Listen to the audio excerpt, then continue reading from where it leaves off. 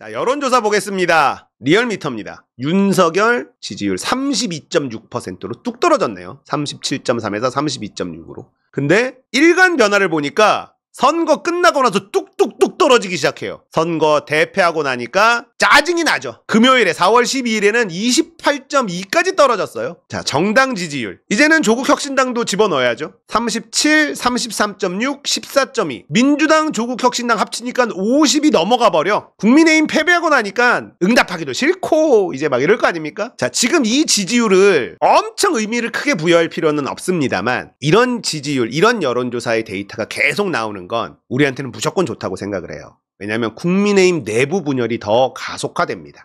대통령 지지율 봐라. 우리가 대통령 실드 쳤다가 우리까지 다 날아간다. 자, 여론조사 꽃 대통령 지지율입니다. 전화면접 25.7 나왔어요. 25.7. ARS는 30 나왔습니다. 그래프가 뚝뚝뚝 떨어집니다. 이런 여론조사 결과가 나오는 게 중요해요. 여론조사 꽃은 다음 주는 좀 쉰다고 해요. 총선 기간 동안 너무 빡세게 돌려가지고 전체 직원들 좀 쉬게 한다고. 이게 계속 떨어지게 나오면 진짜 레임덕이 아닌 데드덕이 나옵니다. 데드덕이. 그리고 정당 지지도 전화면접이 더불어민주당 37.4, 조국혁신당이 15.9예요. 합치면 50이 넘어가죠. ARS는 39.4, 18.3 이러면은 거의 60에 육박합니다. 둘에 합쳐서.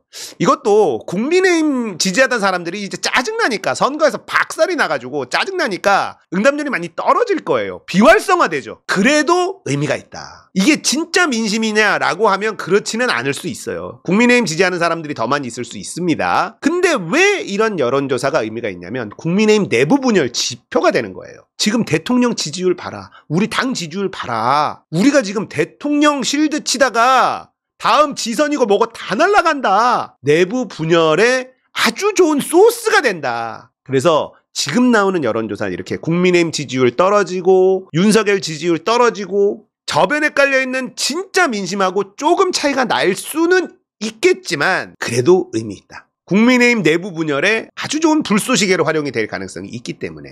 자, 선거 결과의 책임은 누구냐? 압도적으로 윤석열. 다들 윤석열 때문이지. 2등이 김건희, 국민의힘 당 지도부, 한동훈 이런 순입니다. 가장 시급한 특검은 뭐냐? 김건희 주가 조작, 그리고 대장독 50억 클럽 특검, 최상병 그 3개가 나왔고, 자, 이번에 여론조사 꽃이 엄청난 활약을 했다라는 증거, 이게 뭐냐? 갤럽입니다. 더불어민주당 24, 국민의힘 45. 서울 정당 지지도 이게 나왔고, 이걸 기반으로 해서 종편에서 계속 무슨 국민의힘 170석 얘기 나오고 막 이랬었죠. 자, 그리고 3월 넷째 주 서울 더불어민주당 30, 국민의힘 40 이렇게 나왔어요. 대전, 세종, 충청 보면 더불어민주당 22, 국민의힘 46 이렇게 나왔단 말이에요. 이걸로 종편에서는 패널들이 나와가지고 엄청 떠들어댔습니다. 그리고 NBS, 갤럽하고 NBS가 그나마 우리나라에서 제일 오래된 곳이기도 하고 신뢰도가 높은 여론조사 기관인데, 갤럽 미국하고 아무 상관없습니다. 한국갤럽은 미국하고 아무 상관없는 그냥 여론조사 기관이라고 보시면 돼요. 여기도 보면 4월 첫째 주까지 민주당 29, 국민의힘 39 이렇게 나왔어요. 이걸 가지고 계속 여조 가스라이팅 하는 자료로 썼죠. 이런 분들 계세요. 여론조사 꽃이 잘못된 여론조사를 해서 희망회로만 돌리기 해서 망했다. 사람들이 안 나갔다. 그냥 보고 싶은 것만 보는 거예요. 그거 갈라치기 하는 사람들이 쓰는 소스고, 여론조사 꽃은 지속적으로 이거 안 맞다, 이거 아니다, 정당 지지율 뒤집어진 적 없다, 계속해서 이 여조 가스라이팅을 막아냈습니다. 막아냈어요. 안 먹혔죠. 여조 가스라이팅이 안 먹혔어요. 이렇게 얘기하는 사람들이 있어요. 부산에서 역결집한 건 조국 때문이다, 문재인 때문이다. 자, 그러면 제가 이렇게 얘기하는 것도 맞겠네요. 동작을에 뒤집어진 건 이재명 때문이다. 이 말도 맞는 거 아닙니까? 이재명이 너무 자주 가서 사람들 안 되겠다, 이재명에 대한 비호감 있는 사람들이 다 역결집해가지고 나경원이 당선됐다? 맞습니까? 아니잖아요. 조국이 가서 부산이 역결집했다, 문재인이 가서 역결집했다, 다 개소리입니다. 부산 지역은요, 저번 총선 때도 막판 역결집이 일어났어. 저번 총선은 그러면 왜 그런가? 저쪽은 이번 찍는 사람들이 그냥 아무 생각 없이 투표장에 나가는 겁니다. 동작을은 앞선 적이 없었음. 여론조사에서 계속 이기고 있었습니다. 출구조사도 이겼어요. 그러니까 저런 사람들은 얘기는 거르세요. 문재인이 가서 역결집이 일어났어? 그럼 저번 총선에는 왜 역결집이 일어났을까? 그러면 부산에 이재명이 가서 역결집이 일어났다는 해석도 가능하지 않나요? 이재명의 비호감도는 이직들한테 여전히 강한데 어떻게 해석할 거냐고요. 이재명도 가지 말아야 돼요. 그러니까 이렇게 얘기하는 조국이 자꾸 부산 가서 역결집했다 이런 헛소리하는 사람들은요. 이재명도 움직이면 안 된다는 거예요. 이재명 비호감도는 이직들한테 여전히 강합니다. 암살범이 막 등장해요. 안 그렇습니까? 그럼 이재명 아무것도 안 해야 되겠네? 이재명 선거 유세 가면 안 되겠네? 다 역결집 하는데 이재명 가만히 앉아있는 게 맞습니까? 결과에다가 갖다 맞추는 거지 그것 때문에 역결집 일어나고 이런 게 아니에요. 그렇게 해석하는 사람들은 자기가 보고 싶은 것만 보고 듣고 싶은 것만 듣는 사람들이에요. 나 문재인 싫어하니까 문재인이 왔는데 그래서 역결집했다 이렇게 해석하고 싶은 거죠. 그러니까 결과에 갖다 끼워 맞추는 짓은 누구나 할 수 있어요. 근데 그것 때문에 그렇게 흔들리는 게 아닙니다. 선거 때는 우리가 할 수 있는 카드를 다 쓰는 거예요. 내가 문재인 싫어한다고 사람들이 전부 다 문재인 싫어하는 게 아닙니다. 내가 조국 싫어한다고 사람들이 전부 다 조국을 싫어하는 게 아니에요. 내 생각이 전부 다 내가 문재인 겁나 싫어하는데 문재인 부산 와서 부산 뒤집어졌다라고 믿고 싶겠지. 전체 큰 판도에서는 그렇게 흔들리지 않아요. 보고 싶은 것만 보고 듣고 싶은 것만 듣고 그게 보통 사람들이 가는 방향인데 우리는 깨어 있어야 돼요. 내 생각에 결과를 갖다 끼워 맞춘다고 해결되는 게 아닙니다. 동작을은 역전된 거 엄청 많이 나왔어요. 여론조사 꽃만 나온 게 아니에요. 그리고 민주당의 조사에서도 이기는 걸로 나왔었고 당내 발표하지 못한 조사에서도 이기는 걸로 나왔고 출구조사에서도 마지막 여론조사 꽃 발표와 흡사하게 나왔어요.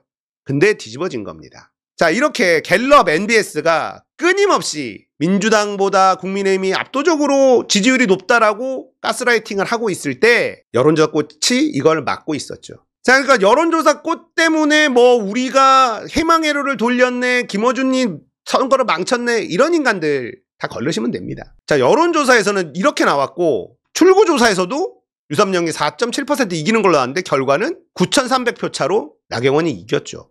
이 부분에 대해서는 조금 고민이 좀 필요하죠. 72억을 들인 출구조사가 한 20군데가 빗나갔단 말이에요. 이 부분은 조금 고민이 필요한 것 같습니다. 지금도 대승이에요. 역대급 대승 아닙니까? 역대급 대승인데 200석은 그만큼 어려운 거고 200석 하려면 일단 투표율이 더 높아야 됩니다. 그러니까 우리가 상상해 볼 수 있지. 출구조사가 왜 이렇게 틀렸지? 2번 찍은 게 쪽팔린다. 그래서 1번 찍었다고 구라친 사람들이 많다. 1차원적인 생각인데 그럴 수 있죠. 그러면 왜 2번 찍은 게 쪽팔렸을까? 만약에 그게 맞다면 그럼 우리는 이걸 파고들어야 되는 거예요. 만약에 2번 찍은 게 쪽팔려서 1번 찍었습니다 라고 얘기한 사람들이 이렇게나 많았다면 이 사람들이 왜 쪽팔려 하는지를 고민하고 파고들어야 된다. 그러니까 당당하게 1번을 찍도록 만드는 걸 고민해야 돼요. 저는 개인적으로 부동산도 관련이 있다고 봅니다. 이게 전부는 아니겠지만 특히나 예상이 뒤집힌 곳 여기가 부동산 값이 많이 오른 지역이에요. 화성, 이준석, 여기 나경원, 그리고 도봉, 마포 이런 데들이 아파트 값이 많이 오른 데들. 원래 민주당을 찍었던 사람들이 내 아파트 때문에 쪽팔리지만 2번을 찍게 되는 이런 일이 벌어진 건 아니냐. 저는 요거 꽤 큰 비중이 있을 거다라고 생각합니다. 나는 원래 민주당 지지자였는데 아파트를 샀어. 빚이 많아. 그러니까 아파트 값이 떨어지면 안 돼. 그래서 자기의 소신보다 자신의 치졸한 욕망에다가 던지는 거죠. 그리고 출구조사 때 차마 2번 찍었다고 말은 못하는 그런 거 아닐까? 그래서 이 부분은 저는 이재명이 대통령이 되면 해결된다고 봐요. 아파트에 대한 부분들을 해결할 수 있으니까. 그러니까 대한민국 국민들의 자산 다 부동산입니다. 대한민국 국민들은 부동산 몰빵이에요. 부동산의 몇 퍼센트, 주식의 몇 퍼센트, 자산을 이렇게 갖고 있는 사람들이 거의 없고 빚을 내서 아파트 하나 이렇게 갖고 있는 데가 많아. 그러니까 이 자산에 대한 민감도가 굉장히 높죠. 거기다가 종부세, 아파트 값이 많이 오른 지역은 종부세 고지서 하나 받고 나면은 투표 성향이 바뀐다라는 말이 있거든요. 이런 부분들을 전략적으로 잘 정리할 필요가 있다. 그런 게 분명히 존재하지 않을까라는 생각도 해봅니다. 자, 여론조사를 살펴보면서 김어준의 여론조사 꽃이 200석 드립치고 뭐 희망회로 돌리기 해서 진보가 투표장에 안 나왔다 뭐 이런 얘기가 다 헛소리다. 이거에 대해서 또 짚어봤고 국민의힘과 윤석열의 지지율이 지금 폭락하고 있기 때문에 이게 국민의힘 분열, 윤석열 데드덕으로 이어질 가능성이 있다. 이런 이야기를 해봤습니다.